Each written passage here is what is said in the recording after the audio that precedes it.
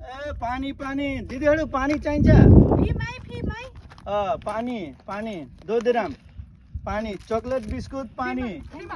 फ्रीमा हैन 2 दिरहम यसको 5 दिरहम यसको 2 दिरहम पानीको 2 दिरहम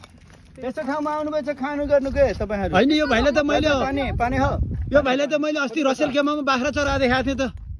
ए यो दाइ भेरी भेटो आयो बाख्रा यो भिडियो नहाल्नु दाइ बिस्कुट सिस्कुट बेची राखियो भने ए दाइ यो भिडियो नहाल्दिनु न दाइ ए तेरी चकलेट अहिले त व्यापारबाट बाख्रा चराउने काम के भयो ए दाइ